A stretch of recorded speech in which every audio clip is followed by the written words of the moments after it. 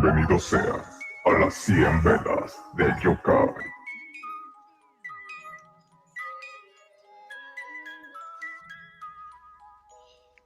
Hola, ¿cómo están todos? Es un martes más y estamos ya en punto de las 10 de la noche, hora centro de México, en las 100 velas del yokai. El 16º programa de la quinta temporada y no es un error. Recordemos que el yokai estuvo bastante juguetón la semana pasada y pues el programa no se pudo llevar a cabo.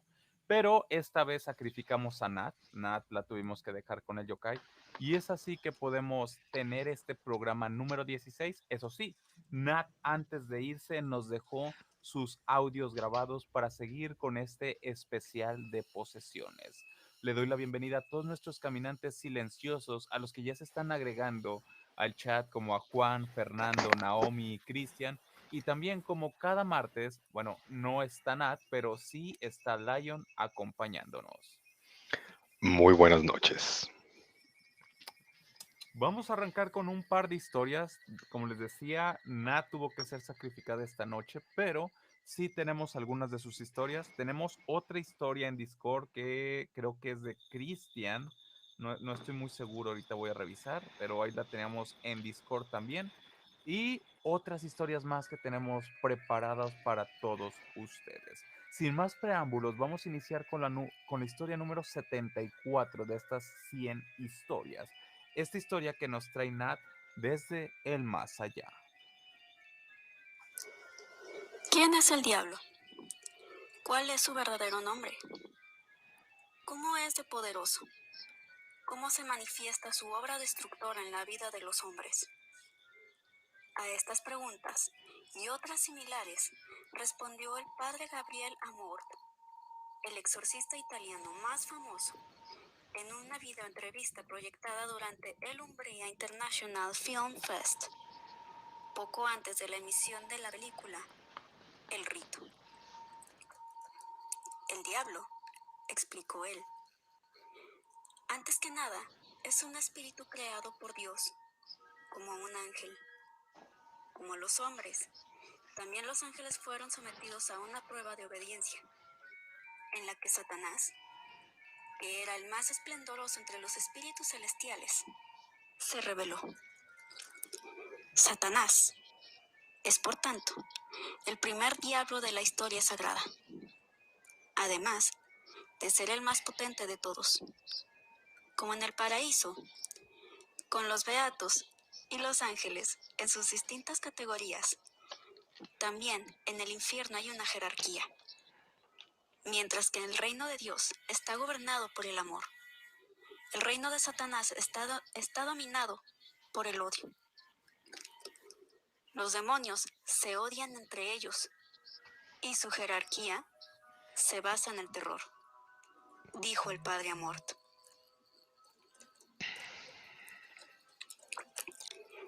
En esta entrevista, para la agencia Zenit, cuenta que un día, prosiguió el exorcista, pretendía liberar a una persona poseída por el demonio, que ni siquiera estaba entre los más poderosos. ¿Por qué no te vas?, pregunta él. Porque si me voy, Satanás me castigará. El objetivo de la existencia de los demonios es hacer caer al hombre en el pecado y llevarlo al infierno, explicó Amort. Entonces, ¿qué es lo que empuja al hombre a esta insensata obra de autodestrucción y daño? Según el padre Amort, el hombre que ve empujando por la curiosidad una inclinación que puede ser positiva o negativa, según los casos. La verdadera carta vencedora del demonio, sin embargo, es estar siempre escondido, y a la cosa que más desea es que no se crea su existencia. Él nos estudia a cada uno y nuestras tendencias al bien y al mal, y después suscita la tentación, aprovechándose de nuestras debilidades. Es obvio que el diablo se esconde detrás de prácticas como el ocultismo y la magia, aprovechándose de nuestra curiosidad. Quien quiera conocer su futuro o hablar con los muertos, por ejemplo, se encuentra con el demonio sin querer. A la pregunta de si Satanás atormenta más a las almas de los ateos o a los creyentes, el Padre Amor responde que el mundo pagano es más vulnerable al demonio que el de un cristiano o un creyente. Sin embargo, es más difícil que un ateo vaya a un sacerdote. Un aspecto curioso y para nada secundario de la actividad del exorcista está ligado al nombre de los demonios. La primera cosa que preguntó al poseído es: ¿cuál es su nombre? Explica el padre. Si me responde con el verdadero nombre, para el demonio ya es una derrota. Ha sido obligado a decir la verdad, a descubrirse. En caso contrario, el demonio responderá cada vez con un nombre diferente.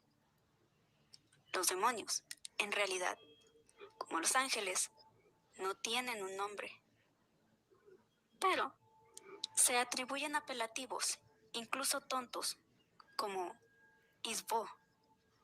Este último era un demonio con un nombre estúpido, pero era potentísimo, hasta el punto de que fue capaz de matar a un exorcista y a un obispo.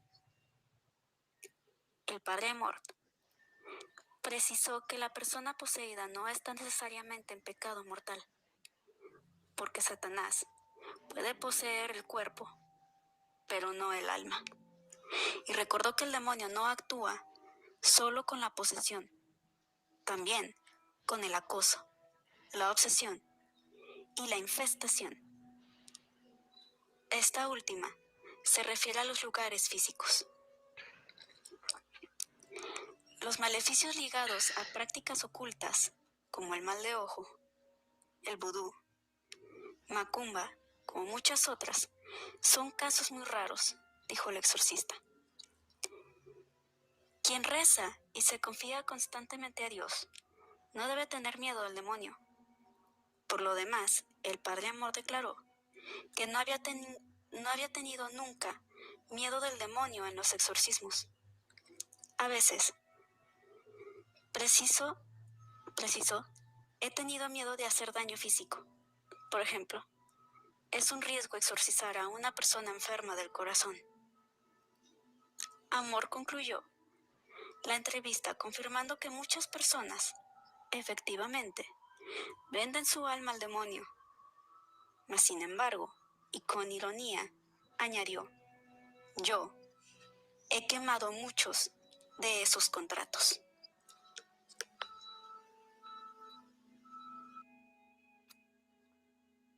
Y esta es la historia número 74. Que de hecho tiene una continuación. Voy a dejar seguir corriendo la historia de Nat, pero antes de dejar corriendo aquí el otro fragmento de audio que nos mandó. Es curioso, estamos hablando del programa antepasado justamente sobre el diablo, sobre Lucifer y todas estas encarnaciones que había tenido y sobre los diferentes demonios que, si bien en las películas se llegan a mencionar, en los rituales satánicos, perdón, en los rituales de exorcismos, no satánicos, en los rituales de exorcismos son muy difíciles de llegar a nombrar o conocer. Digo, tenemos nombres, los más conocidos, por ejemplo, Legión, Pazuzu, Lucifer, pero todas estas son entidades con un nivel jerárquico de poder demasiado grande. Y la mayoría de estos encuentros de exorcismos reales no tiene que ver con ninguna de estas entidades, sino pues son seres de una jerarquía mucho más baja. No me quiero imaginar si una persona de verdad, una entidad como Legión la poseyera. No sé qué sería de nosotros. Sí, no, sería increíble, más teniendo en cuenta, una disculpa, para justamente todos los que ubican un poco. De hecho, Legión es muy utilizado incluso hasta en animaciones, en series, Ujú. tiras cómicas, donde pues justamente este no es uno, sino lo son todos, son muchos. Entonces intentar sacar a Legión, él siempre lo ha dicho, no somos uno, ni siquiera somos miles, son millones. Entonces yo creo que eso sí nos pegaría muy, muy fuerte. A ver, acá nos pregunta, entonces si Satanás fue el primer diablo, Lucifer fue el segundo. No, no, no, no. Satanás, el diablo, Lucifer son la misma encarnación. El original, el nombre original sería Lucifer, que era su nombre dentro del cielo. Y que después de ponerse, pues, al tú por tú con Dios, fue expulsado del cielo y encerrado en el infierno, gracias al arcángel Gabriel. Pero los nombres como Satanás o el diablo como tal son referencias a la misma entidad que es Lucifer, el rey del inframundo, por así decirlo, dentro de la cultura cristiana. Lo que sería Hades, por ejemplo, en la cultura griega, o se me fue ahorita el nombre que tiene en Japón, pero tal cual es la misma entidad. Es correcto. Bueno, vamos a seguir aquí con la historia de Nat.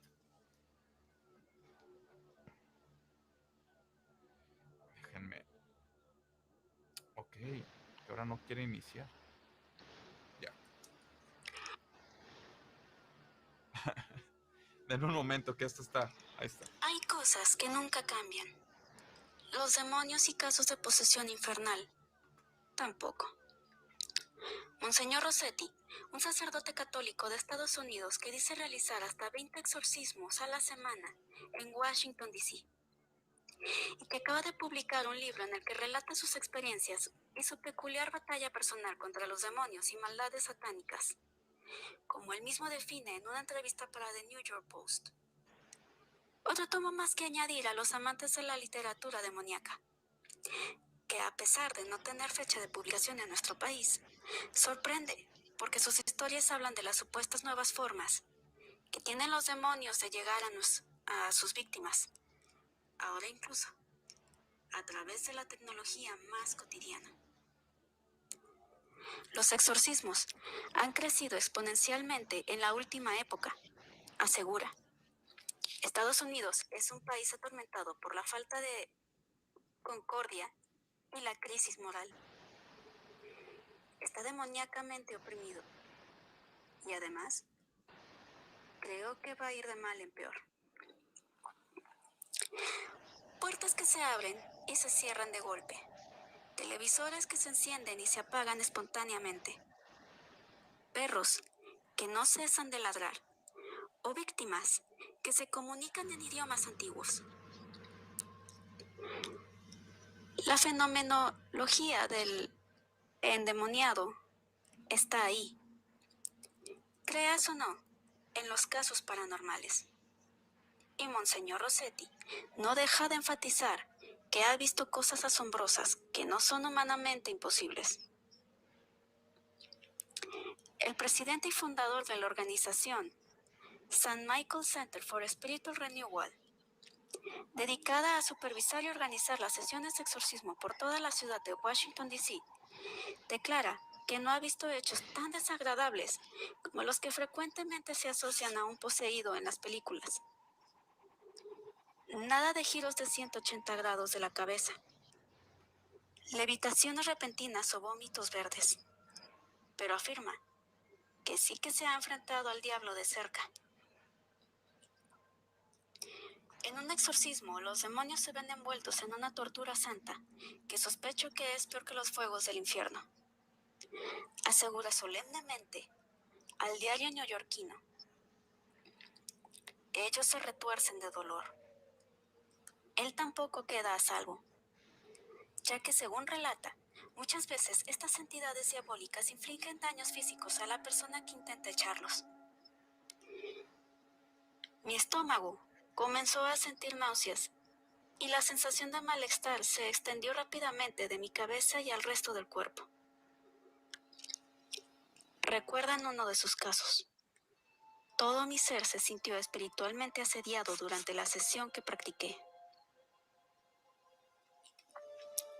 Pero lo más sorprendente de la cuestionable testimonio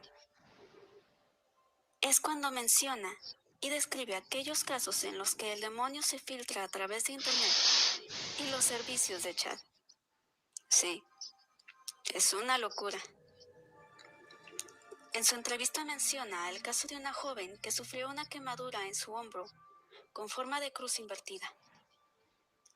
Mientras atendía a la joven, su padre comenzó a recibir mensajes de texto en su móvil, en los que el supuesto demonio decía: ella nos pertenece. Rossetti asegura que se puso a investigar y descubrió que el teléfono móvil de quien envió coincidía con el de la joven. Pero después de revisarlo, concluyó que no había pruebas fehacientes de que su hija los hubiera mandado. Hay dos opciones. O realmente un espíritu se había apoderado de la línea telefónica de la joven para chatear con su padre, o es realmente una estafa. Varios exorcistas han tenido experiencias similares en las que detallan que recibían mensajes de textos de seres diabólicos. ¿Y por qué no?, opina el exorcista. Antes se metían dentro de las líneas electrónicas, interfiriendo en el funcionamiento de los televisores y lámparas de las casas. Ahora, esto se mete en los teléfonos móviles. Según dice, la causa de su posesión parecía estar en el padre y sus tendencias satánicas. Siendo niña, su progenitor participó en cultos satánicos en misas clandestinas. Ella, en cambio, se encomendó a la fe católica. A los demonios esto no les gustó y la reclamaron quemando esa cruz invertida en su hombro. Y entonces comienza la batalla por su espíritu. Monseñor Rossetti llevaba desde 1999 involucrado en este mundo en los exorcismos, habiendo sido entrenado por un experto de alto nivel en el Vaticano. Comenta que normalmente su uniforme de sacerdote con una estola púrpura sobre sus hombros, signo de la autoridad de la iglesia. Los demonios odian la estola y me siguen diciendo que me la quite. También lleva un crucifijo benedictino en el que viene escrito la frase en latín: Vade retro Satanás.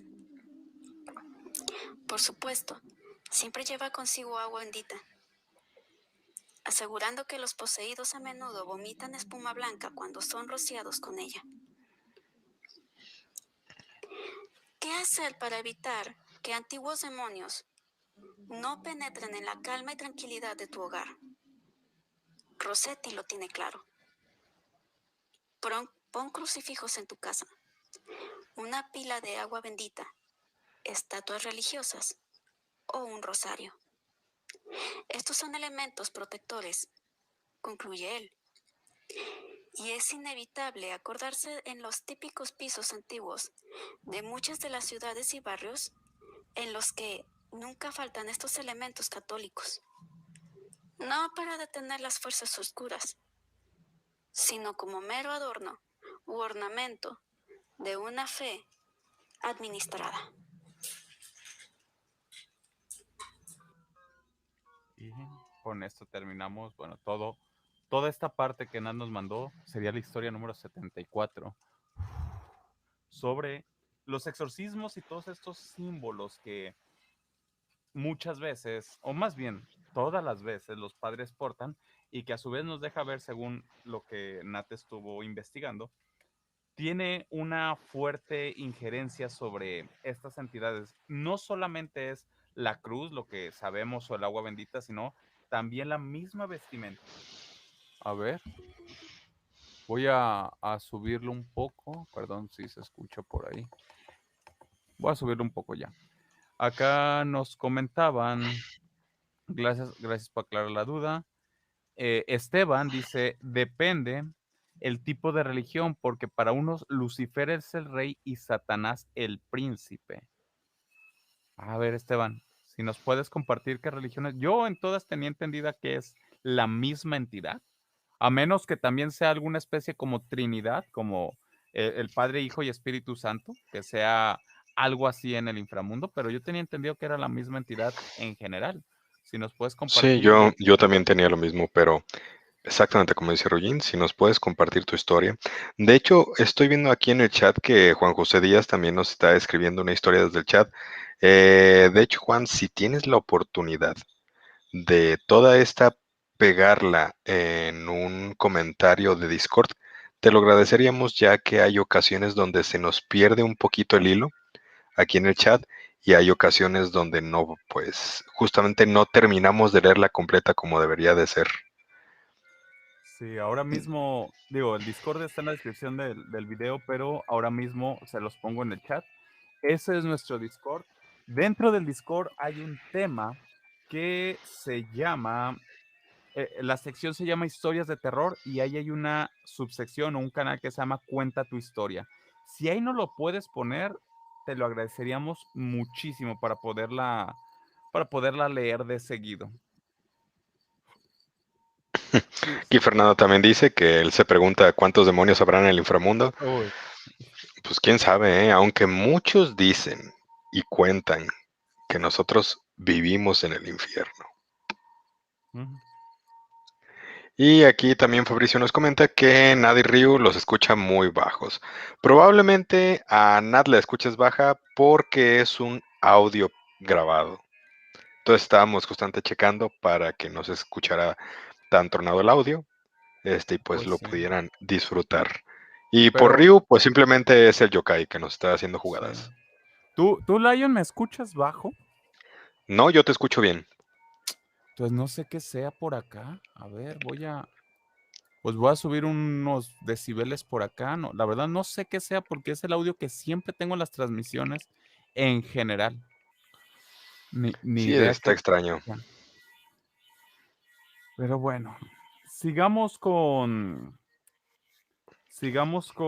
las historias. Vamos con esta historia que Cristian nos mandó, Cristian Rosas, se llama La muñeca quería salir a bailar. Es una historia que agradecemos de sobremanera a Cristian que mandó en formato de audio. Eso me encanta que sea de su misma voz que lo estén compartiendo. Así es, lo aplaudimos muchísimo, nos encanta. Y pues ahora voy a compartirlo. Déjenme compartir esto.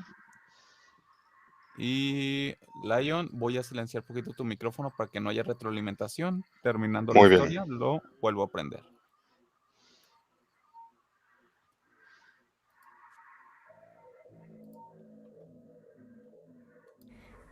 Buenas tardes, Ryujin y comunidad de Discord.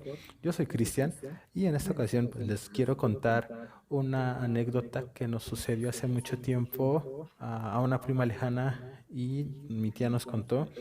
Esta anécdota pues va en torno a una muñeca que tenía, realmente no recuerdo cómo la consiguió, pero fueron pasando cosas que nos contó esta tía, las cuales pues sí dejaban mucho a qué pensar con la muñeca. Bueno, para ponerlos en contexto, esto pasó aproximadamente hace unos 20, 25 años. Yo estaba muy chico y pues, hubo un momento, una temporada en donde íbamos a visitar a esta tía lejana constantemente. En una de esas visitas, no recuerdo bien cómo salió al tema, pero nos comentó que mi prima tenía una muñeca. Esta muñeca pues era una muñeca de un estilo ya un poco viejo en cuanto a que tenía como que su cara de porcelana y partes de porcelana y no era una muñeca convencional como hoy la puedes encontrar en el supermercado. Entonces pues ya para comenzar eso ya da un poco de mala espina. Y bueno, en esa plática mi tía nos comentó que era algo que le causaba ya incertidumbre porque mi prima en varias ocasiones le decía y le pedía que le diera dinero para que su amiga fuera a bailar. Mi tía saca mucho de onda, le preguntaba a a mi prima quién era su amiga y por qué le pedía dinero para ir a bailar. A mi prima pues tendría en ese entonces 3 o 4 años y ella le comentaba a mi tía que le diera dinero porque su amiga se lo pedía, su amiga quería ir a bailar y quería ir a la noche, en la noche quería salir de fiesta. Entonces esto era algo que le preocupaba a mi tía y aparte le extrañaba porque uno, con quién hablaba mi prima y dos, ¿por qué le pedían dinero?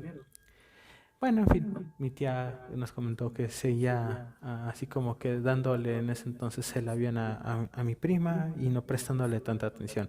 Hasta que una noche mi prima se levantó llorando y muy asustada diciéndole que por favor le diera dinero para que su amiga pudiera ir a bailar, si no la iba a matar. Entonces, estas palabras ya asustaron a mi tía y fue cuando le prestó más atención a todo lo que comentaba mi prima. Y fue ahí que comenzó a hacer preguntas de quién es tu amiga, por qué te pide esto, cómo es que te lo pide. Y vaya, la sorpresa fue que mi prima le dijo que su amiga era la muñeca y la muñeca le hablaba en la noche para pedirle dinero porque ella quería ir de fiesta. Mi tía en un principio pensó que pues era como una etapa de algún amigo imaginario o algo que había escuchado mi prima y a la muñeca la puso en un estante lo más alto para que no pudiera tener contacto con mi prima por lo mismo. Quería ver ella qué pasaba. Nos comentaba que después de hacer esto, 2 o 3 días, la muñeca la encontró abajo, al lado de la cama de mi prima.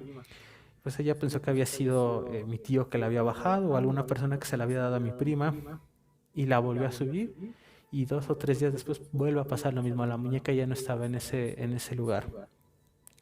Esto todavía asustaba más a mi tía y pues mi prima seguía con lo mismo de darle dinero a su amiga, que era la muñeca, para que fuera a bailar, a divertirse. Entonces, mi tía en ese entonces preguntó, dijo que si eso era normal, porque a lo mejor era cuestión de algo que tenía la niña que había escuchado o que había visto, porque estaba muy insistente con eso de salir de fiesta y el dinero. Lo que trató de hacer mi tía fue como que alejar a la muñeca de mi prima, guardarla en otro lugar, y ella comenzó a notar que la muñeca cambiaba sus expresiones. Incluso había días que se notaba su cara más seria, sus chapas de las mejillas más fuerte el color o más tenue, e incluso hubo un momento en que nos las enseñó porque pues ella era también como que escéptica a estos temas y no sabía qué hacer, no sé si realmente todo era una coincidencia o si tenía algo que ver la muñeca. Entonces, cuando yo vi la muñeca realmente daba miedo, era pues una muñeca de ese estilo vieja, de porcelana, y pues no hacía como que un buen clic esa muñeca con alguna niña, porque sí daba algo de miedo. Em, pues el tiempo pasó y la verdad ya no supe qué sucedió con esa muñeca porque perdimos contacto con esta tía.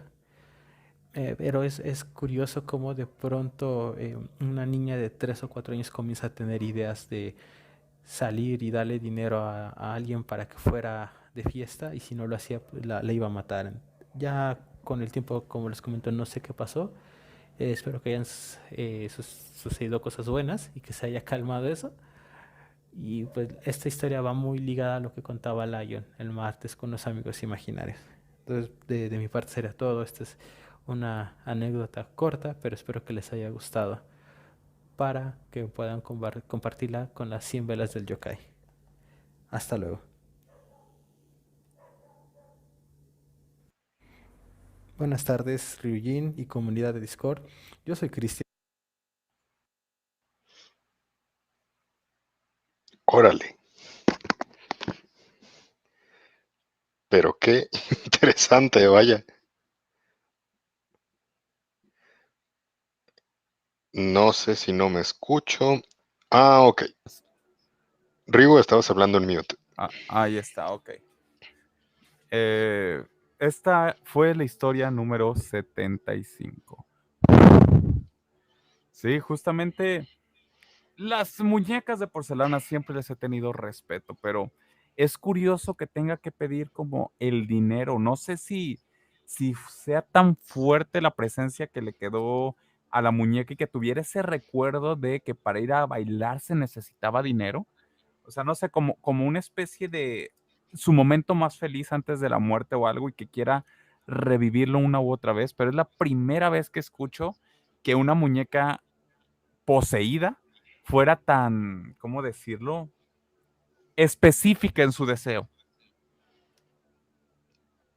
Sí, vaya, bueno, lo hemos repetido en millones de ocasiones, yo creo, a lo largo de todas estas temporadas, pero nosotros, tanto Ryujin y yo, en la casa en la que vivíamos anteriormente, cuando nos cambiamos, habían dos muñecas de porcelana a las cuales siempre les tuvimos muchísimo respeto.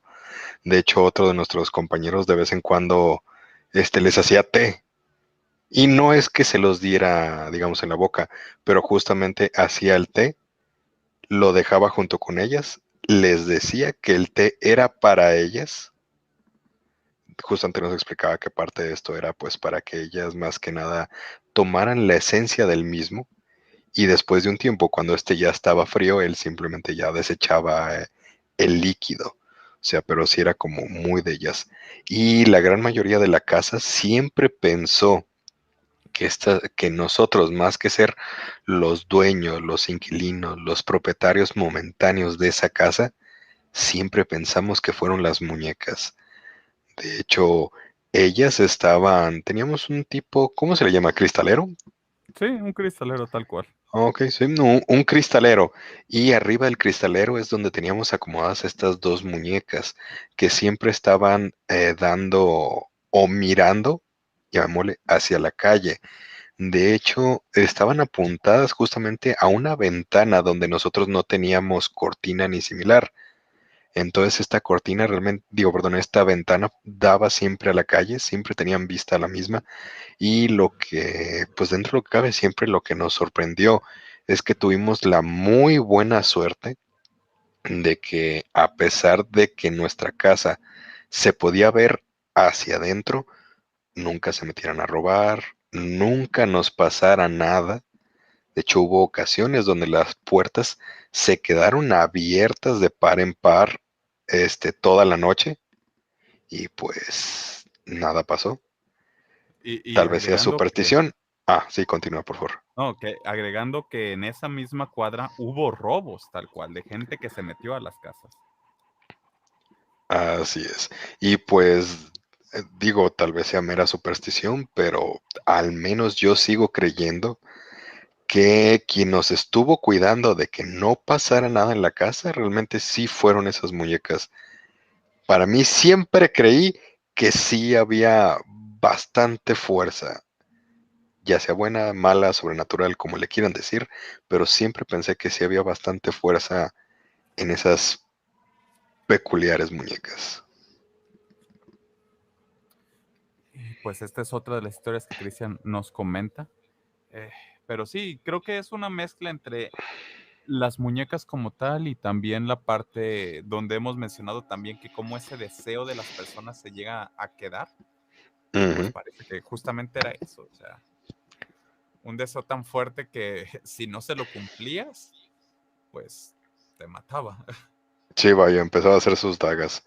Sí, es interesante y ahí uno se queda con la duda de si esto fue, pues vaya, un espíritu que llegó nada más como a quedarse con una sola idea, o eso de que la gente fallece, pero fallece con ganas de algo específico que se Ujú. queda muy, muy arraigado en ese lugar y tal vez pues la muñeca fue la que se llevó, pues vaya, una de las partes donde se quedó esta esencia.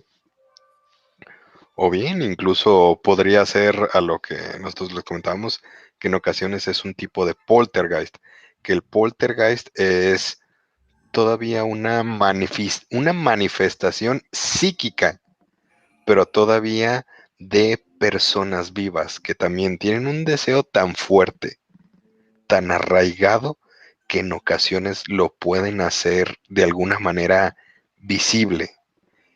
Esto todavía se continúa con estudios, no hay nada comprobado, pero lo que sí se ha visto que en muchas ocasiones gente con deseos muy, muy, muy fuertes y muy específicos llega a hacer manifestaciones de cosas. Sí, parece que esta es una de esas. Gracias por tu historia. Les recuerdo a todos que nos pueden dejar su historia, ya sea narrada por ustedes mismos, como la que acaban de escuchar, o escrita en el Discord. De hecho, ya nos mandaron la otra historia al Discord. Ya la tenemos acá completa. Vea qué bonito. Todo renglón seguido. Perfecto. Ya sabemos leer.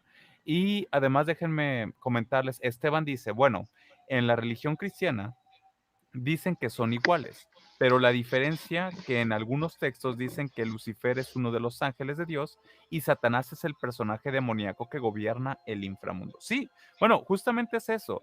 Podemos decir que el nombre de Satanás es más usado una vez que bajó Lucifer.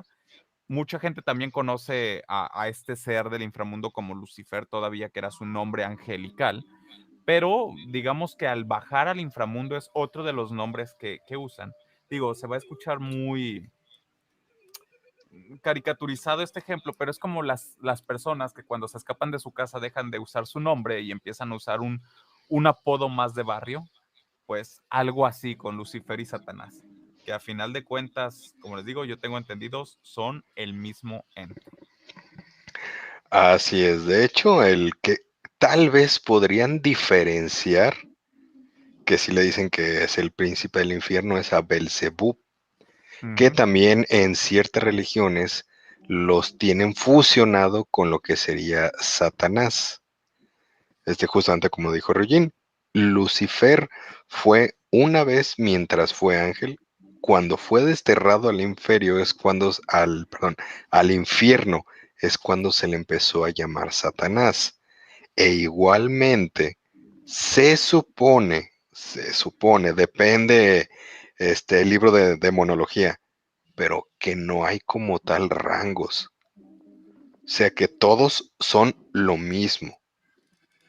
Y estos rangos se empezaron a crear ya en las religiones cristiana católicas, pero fue gracias a que esta misma religión empezó a tomar dioses de otras religiones, válgame, ujú.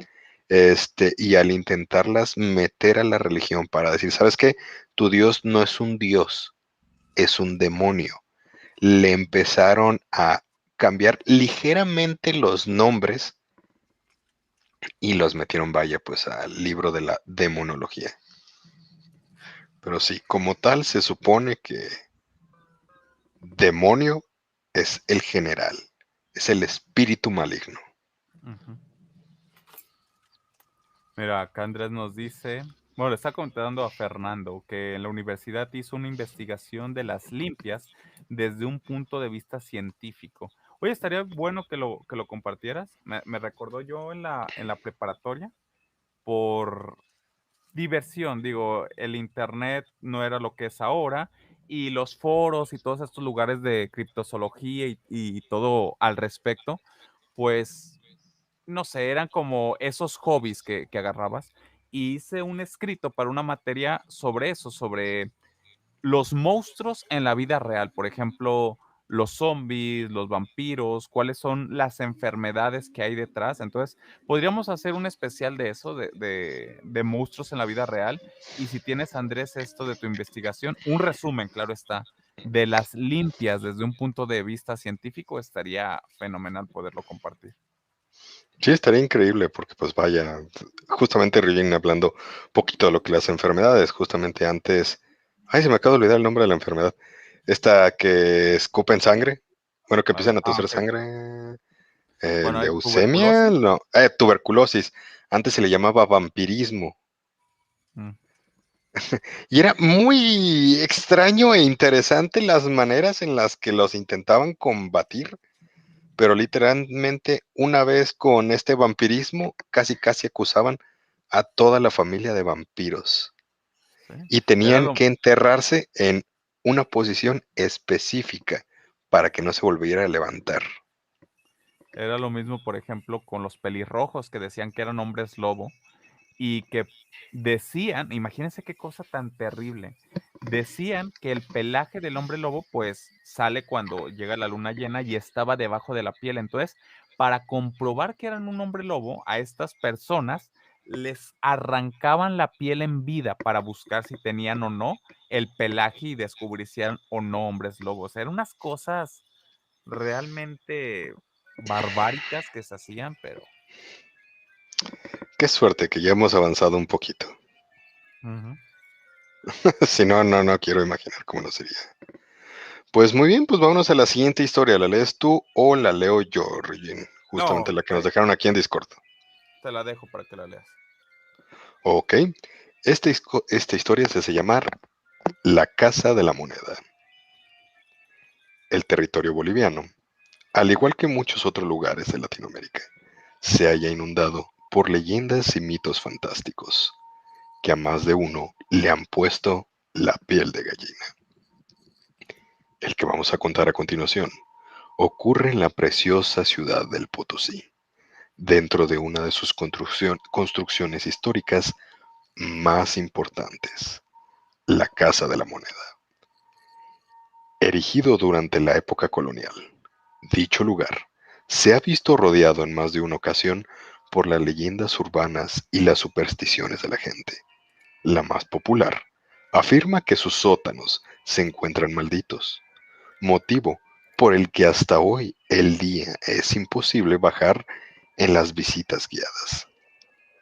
Siglos atrás, la Casa de la Moneda servía como fábrica de centavos, que después de su elaboración eran distribuidos por toda la ciudad. Trabajaban aquí numerosos esclavos que habían sido traídos desde África.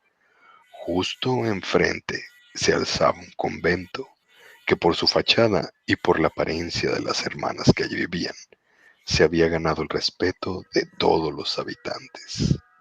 No obstante, nadie podía imaginar los comportamientos aberrantes que tenían lugar adentro. El monasterio se encontraba corrompido por la tentación y la falta de fe de las monjas, quienes llevaban a cabo sesiones espiritistas y otros actos de adoración al maligno. Además, acostumbraban tener relaciones sexuales sin control con los curas que las visitaban, participando en monstruosas orgías, incluso cuando se sabían embarazadas. Habría sido un escándalo admitir el nacimiento de tantos niños concebidos en tan oscuras circunstancias, por lo que pronto aquellas mujeres tomaron una costumbre sumamente espantosa. Todos los bebés que nacían en el convento eran deformes y horribles, debido a las ceremonias negras de sus madres celebraban. Sin el menor remordimiento, los pequeños eran asesinados y sus cuerpos abandonados en los sótanos de la Casa de la Moneda, los cuales abarcaban un área de 2 kilómetros bajo el suelo. Pronto, los esclavos africanos comenzaron a asustarse al escuchar sonidos extraños que provenían del lugar, especialmente de noche. Algunos de ellos, jurando haber bajado para investigar. Estos quedaron aterrorizados al encontrarse con duendes y otras extrañas criaturas que usaban a los niños muertos para llevar a cabo macabros experimentos. Otros, aunque nunca se atrevieron a poner un pie en el sótano, revelaron haber oído risas infantiles y llantos de bebés que les infundían el más perverso pavor. Con el paso del tiempo, las monjas del convento fueron descubiertas y, como era de esperarse, el lugar quedó abandonado. Los años siguieron transcurriendo y la Casa de la Moneda sufrió múltiples reformas, siempre sembrando la duda sobre lo que realmente ocurrió en el subsuelo. Actualmente, sigue siendo una construcción hermosa y muy visible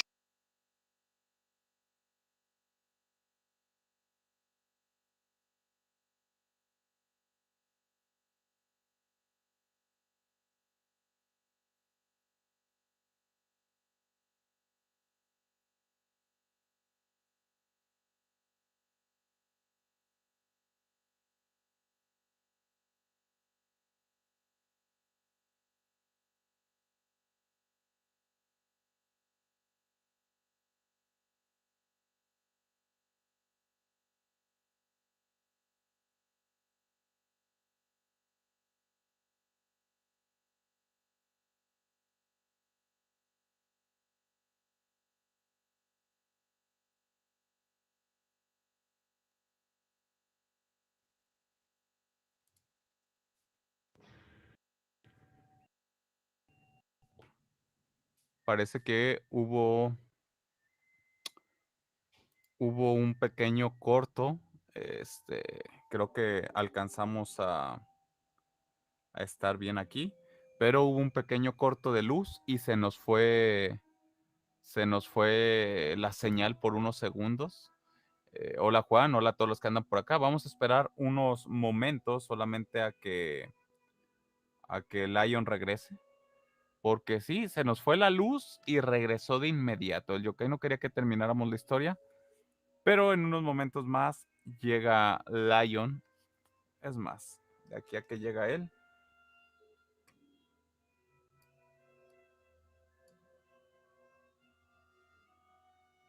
Voy a regresar la historia un poco. Ah, ya regresó Lion. Pero se nos fue el internet por un momento porque se nos fue la luz. Y Sí, no sé se cortó. dónde me quedé. De Te hecho, terminé la historia quedaste, y cuando dije, esta es la historia número, me di cuenta que no teníamos internet. te quedaste por la parte más o menos de todos los bebés que nacían en el convento eran deformes y horribles. Podemos retomar desde ahí, porque fue un poquito después, pero creo que desde ahí se entenderá más la idea. Ok, entonces déjame nada más lo encuentro porque ya me perdí. Es casi a la mitad. Ok, ajá. Todos los bebés nacían. Aquí ya la encontré. No me recuerdo para no errar. ¿En qué historia vamos? Esta que se está contando es la historia número 76. Muy bien. Pues nuevamente una disculpa por todo. Vamos a intentar retomar pues el flow de esta historia. Y continúa así. Todos los bebés que nacían en el convento eran deformes y horribles, debido a las ceremonias negras que sus madres celebraban, sin el menor remordimiento. Los pequeños eran asesinados y sus cuerpos abandonados en los sótanos de la Casa de la Moneda, los cuales abarcaban un área de 2 kilómetros bajo el suelo. Pronto, los esclavos africanos comenzaron a asustarse al escuchar sonidos extraños que provenían del lugar, especialmente de noche. Algunos de ellos, jurando haber bajado para investigar, quedaron aterrorizados al encontrarse con duendes y otras extrañas criaturas que usaban a los niños muertos para llevar a cabo macabros experimentos. Otros, aunque nunca se atrevieron a poner un pie en el sótano, revelaron haber oído risas infantiles y llantos de bebé que les infundían el más perverso pavor. Con el paso del tiempo, las monjas del convento fueron descubiertas y, como era de esperarse, el lugar quedó abandonado. Los años siguieron transcurriendo y la Casa de la Moneda sufrió múltiples reformas, siempre sembrando la duda sobre lo que realmente ocurría en el subsuelo. Actualmente, sigue siendo una construcción hermosa y muy visitada por los turistas, y aunque dicen que las leyendas urbanas son solamente un cuento, resulta curioso que el acceso de los sótanos continúe siendo restringido. ¿Tendrán las autoridades algún motivo importante para mantener lo que ahí existe en secreto? Si algún día viajas hasta la bella ciudad de Potosí, tal vez quieras acudir para intentar averiguarlo. Y esta es la historia número. ¿Qué historia quedamos? 76. 76. Me gustó, me gustó.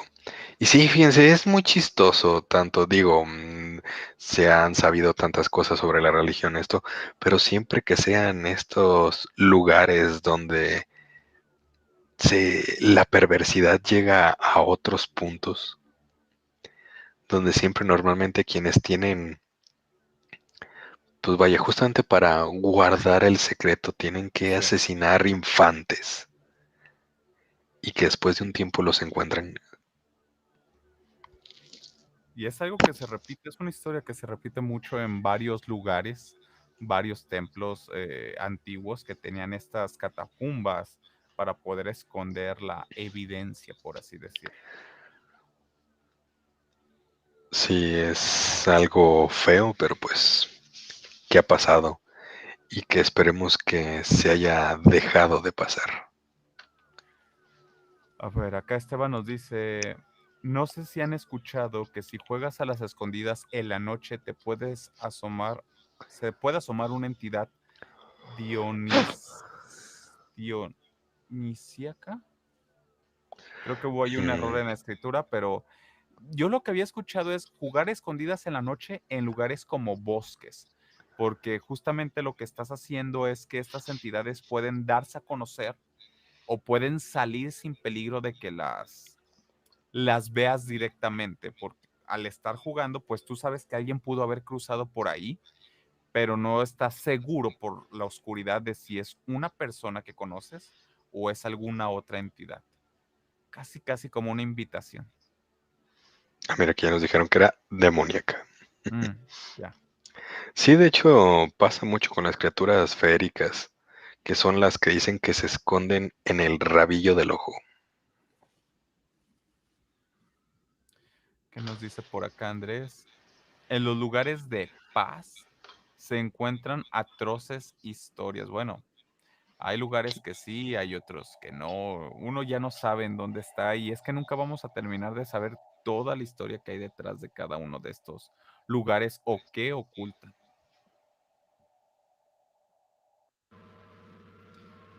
Jonathan, Aquí. ¿sí?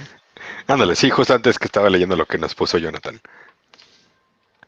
¿A poco hay una hora específica para que no veas cosas o programas de terror? Pues no sé, miren, yo les voy a decir algo. Cuando yo estaba muy niño, era muy común que me quedara solo en la casa. Mi mamá trabajaba en doble horario, mi papá llegaba muy tarde, entonces mis hermanos pues son mucho más grandes que yo. Entonces había muchas veces que me quedaba solo en la casa viendo la televisión. En ese entonces, yo recuerdo que había unas puertas que tenían unos cristales de esos que eran muy comunes antes. No eran cristales transparentes, eran cristales que tienen como cierto dibujo y que son opacos. Que tú ves que alguien pasa del otro lado, pero no sabes quién es. Solamente ves el contorno general y borroso.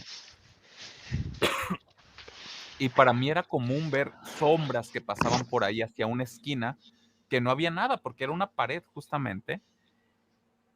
Y siempre me pasaba a una hora determinada y tú dirías, medianoche, no.